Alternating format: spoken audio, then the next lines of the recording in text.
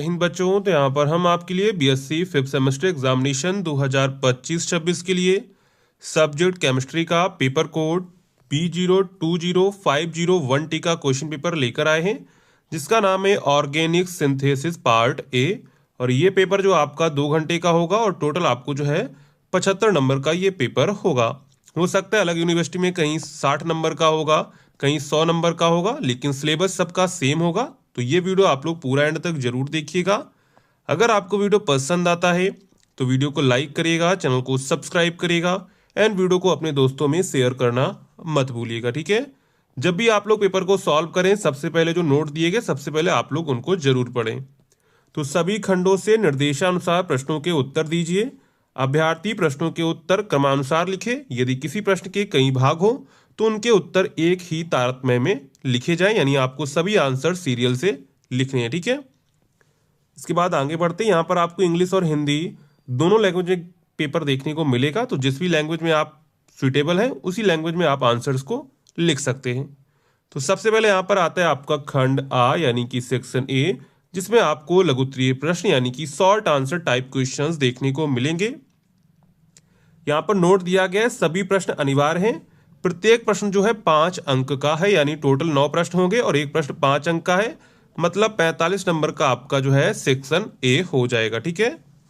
तो यहाँ पर आपका क्वेश्चन नंबर फर्स्ट है। फर्स्ट का ए पार्ट है, लुकास के अभिकर्मक के द्वारा प्राथमिक, द्वितीयक तथा तृतीयक एल्कोहल में अंतर कैसे करेंगे। यानी आपको बताना है कि लुकास अभिकर्मक के द्वारा आप प्राथमिक, द्वितीयक और तृतीयक एल्कोहल में कैसे अंतर करेंगे, उसकी आपको यहाँ पर क्रियाविधि लिखनी है, ठीक है।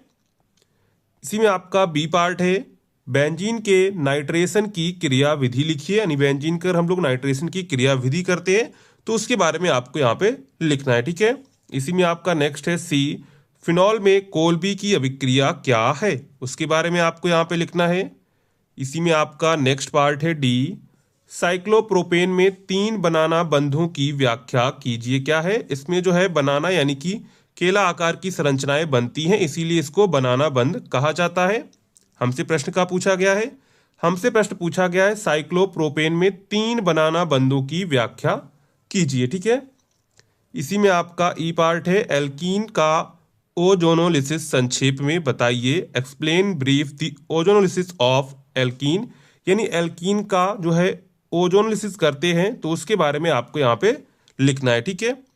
इसी में आपका नेक्स्ट है, निम्नलिखित अभिक्रिया को क्रियाविधि सहित समझाइए। H double bond C triple bond C H plus hydrogen cyanide की क्रिया करते हैं, तो इसकी आपको यहाँ पर पूरी क्रियाविधि समझानी है, ठीक है। इसी में आपका जी पार्ट है, ग्लिसरॉल के निर्माण की विधि और उपयोग दीजिए। Give the methods of preparation and uses of glycerol. इसी में आपका एच पार्ट है, वायु और सूर्य के प्रकाश की उपस्थिति में क्लोरोफॉर्म की क्रिया क्यों होती है। क्लोरोफॉर्म का नमूना कैसे संरक्षित होता है, यानी वायु और सूर्य के प्रकाश की उपस्थिति में क्लोरोफॉर्म की क्या क्रिया होती है और क्लोरोफॉर्म का नमूना हम लोग कैसे संरक्षित करते यानी सुरक्षित करते हैं, उसके बारे में आपको यहाँ पे लिखना है, ठीक है। इसी का आई पार्ट है आपका, एपॉक्साइड्स क्या हैं, एथिलीन ऑक्साइड के उपयोग क्या हैं, यानी what are epoxides, what are these uses of ethylene oxide. तो यहाँ पर टोटल आपके जो है सेक्शन ए में टोटल आपको 9 क्वेश्चंस देखने को मिलते हैं और ये सभी क्वेश्चंस के आंसर आपको यहाँ पे करने होते हैं। अगर आप ये पूरा सेक्शन करते हैं तो आपको टोटल जो है 45 मार्क्स यहाँ पे मिलते हैं, ठीक है। तो यहाँ पर हमने सेक्शन ए कवर कर लिया है। आपको पेपर यहाँ पर जो है इंग्लिश और हिंदी दोनों लैंग्वेज में देखने को मिलेगा। जिस भी लैंग्वेज में आप आंसर्स को लिखना चाहते हैं उसी लैंग्वेज में आप लोग जो है आंसर्स को कर सकते हैं, ठीक है। इसके बाद चलते हैं, हमारा सेक्शन बी आता है। तो यहाँ पर हमारा सेक्शन बी है, यानी कि खंडबाद, जिसमें आपको दीर्घ उत्तरीय प्रश्न देखने को मिलेंगे, जिसमें आपका लॉन्ग आंसर टाइप क्वेश्चंस होगा। यहाँ पे आपको नोट दिया गया है, किसी एक प्रश्न का उत्तर दीजिए। प्रत्येक प्रश्न जो है लगभग 15 अंकों का होगा। कितने अंकों का होगा? 15 अंक का होगा। Attempt any 1 question, each question carries 15 marks. तो यहां पर आपको क्वेश्चन नंबर 2 का ए पार्ट है, निम्नलिखित को समझाइए, यानी डी डी टी क्या होता है और BHC क्या होता है, इनके बारे में आपको यहाँ पर डिटेल में लिखना है। ठीक है, इसी का बी पार्ट है SN2 प्रतिस्थापन द्वारा क्षारीय हैलाइड में एस्टेरिक प्रभाव को समझाइए। ठीक है, तो यहां पर इसका ए पार्ट और बी पार्ट आपको दोनों करना होगा। ठीक है, इसी में आपका क्वेश्चन नंबर 3 है। तो क्वेश्चन नंबर 3 क्या कह रहा है, एल्केन के हैलोजनेशन की क्रिया विधि की व्याख्या कीजिए।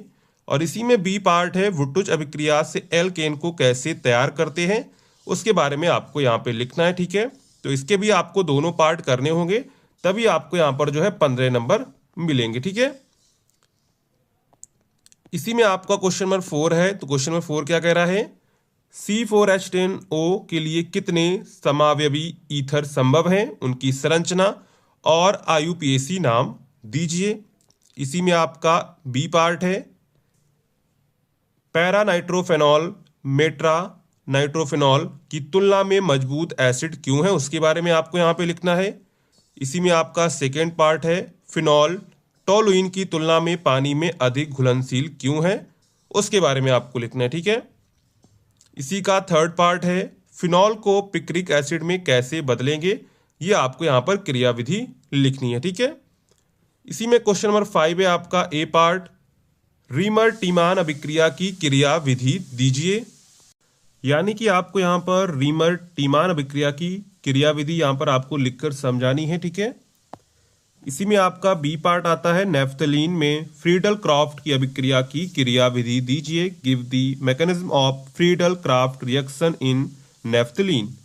तो यहाँ पर देखिए क्वेश्चन नंबर 2, 3, 4, 5 टोटल आपके यहाँ पर 4 क्वेश्चन थे। ठीक है, 4 क्वेश्चन में से आपको 1 क्वेश्चन का आंसर यहाँ पे करना था, जिसके मिलते आपको यहाँ पर 15 मार्क्स। ठीक है, तो आपको यहाँ पर इसी तरह का पेपर देखने को मिलेगा। हो सकता है क्वेश्चंस इधर उधर हो सकता है मार्क्स का डिफरेंस हो, लेकिन आपका सिलेबस सभी का सेम है। तो ये क्वेश्चन सभी के एग्जाम के लिए इंपॉर्टेंट है, तो आप लोग इन सभी क्वेश्चंस को अच्छे से तैयार कर लीजिएगा। ठीक है, इसके बाद आता है आपका सेक्शन सी यानी कि खंड सा, जिसमें आपको दीर्घ उत्तरीय प्रश्न देखने को मिलेंगे, यानी कि लॉन्ग आंसर टाइप क्वेश्चंस। यहां पर भी देखिए नोट दिया गया है, किसी एक प्रश्न का उत्तर दीजिए। प्रत्येक प्रश्न जो है 15 अंकों का है। कितने अंकों का है, 15 अंकों का है। Attempt any 1 question, each question carries 15 marks. इसी में आपका क्वेश्चन नंबर 6 है, निम्नलिखित को समझाइए, यानी क्राउन ईथर क्या होता है और जीसेल विधि क्या होती है, इन दोनों को आपको समझाना है। और ये आपका क्वेश्चन नंबर 6 का ए पार्ट है। ठीक है, इसी का आपका बी पार्ट होगा, विलियमसन संश्लेषण और इसकी सीमाओं की व्याख्या कीजिए। यानी सबसे पहले आपको बताना है कि विलियमसन संश्लेषण क्या होता है, इसके बाद उसकी सीमाएं क्या है उसके बारे में आपको समझाना है। ठीक है, इसी में आपका क्वेश्चन नंबर 7 है। तो क्वेश्चन नंबर 7 क्या कह रहा है, मार्कोनिकॉफ का नियम क्या है, एंटी मार्कोनिकॉफ के योगात्मक पराक्साइड प्रभाव यानी खराश प्रभाव को समझाइए और उदाहरण भी दीजिए।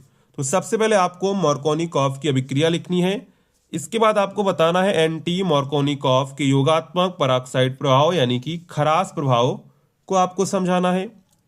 इसी में आपका क्वेश्चन नंबर 8 है, क्या होता है जब एसिटिलीन को CCl4 में घुले हुए Br2 से उपचारित किया जाता है, बेंजाइल क्लोराइड को सिल्वर एसीटेट से उपचारित किया जाता है, क्या होता है जब ऑक्साइड ऑर्थोजाइलिन को गर्म करके KMnO4 घोल से उपचारित किया जाता है।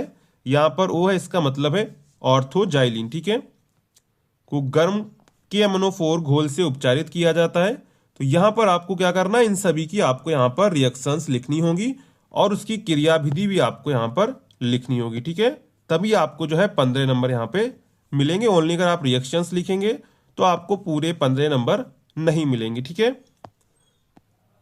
इसी में आपका 4th है, ग्लाइकोल का उपचार फ्यूमिंग सल्फ्यूरिक एसिड से किया जाता है। क्या होता है जब 1,3 डाई ब्रोमोप्रोपेन को सोडियम के साथ गर्म किया जाता है, क्या होता है जब क्लोरोबेंजीन अमोनिया के साथ क्रिया करती है। तो इन सभी की आपको क्या करना है, रिएक्शंस लिखना है और उसके बारे में आपको क्रियाविधि भी समझानी है। ठीक है, इसी में आपका क्वेश्चन नंबर 9 है। तो क्वेश्चन नंबर 9 क्या कह रहा है, फ्राइज पुनर्विन्यास की क्रिया विधि को समझाइए। Give the mechanism of fries rearrangement. इसी में आपका बी पार्ट है क्लेजन पुनर्विन्यास की क्रियाविधि समझाइए, give the mechanism of Claisen rearrangement. इसी में आपका सी पार्ट है पिनाकोल पिनाकोलोन पुनर्विन्यास की क्रियाविधि समझाइए। तो यहां पर देखिए अगर आप क्वेश्चन नंबर 9 करते हैं तो आपको ए पार्ट, बी पार्ट और सी पार्ट तीनों पार्ट आपको यहां पे करने होंगे, ठीक है। तो यहां पर देखिए क्वेश्चन नंबर 9, क्वेश्चन नंबर 8 और आपका जो है क्वेश्चन नंबर 7 और क्वेश्चन नंबर 6। तो 6, 7, 8, 9 यहां पर भी आपको 4 क्वेश्चंस दिए गए। 4 में से आपको कोई 1 क्वेश्चन का आंसर करना है। अगर आप पूरा आंसर करते हैं तो आपको यहाँ पर 15 मार्क्स मिलेंगे, ठीक है। तो ये पूरा आपका जो है बीएससी 5th सेमेस्टर का केमिस्ट्री का क्वेश्चन पेपर हो जाता है। अगर आपको वीडियो पसंद आए हो तो वीडियो को लाइक जरूर करिएगा, ठीक है। और चैनल को सब्सक्राइब एंड वीडियो को अपने दोस्तों में शेयर करना मत भूलिएगा। इसी का जो केमिस्ट्री का 5th सेमेस्टर में दूसरा पार्ट भी होता है, दूसरा पेपर भी होता है, उसको हम आई बटन में ऐड कर देंगे, तो वहां से आप लोग देख लीजिएगा। आई बटन की वीडियो कहाँ पे मिलेगी, जो आप डिस्क्रिप्शन को ओपन करेंगे तो उसी के नीचे आपको जो है वो वाली वीडियो मिल जाएगी, तो उसको भी आप लोग जरूर देख लीजिएगा, ठीक है। तो चलिए मिलते हैं नेक्स्ट वीडियो में, तब तक के लिए जय हिंद बच्चों।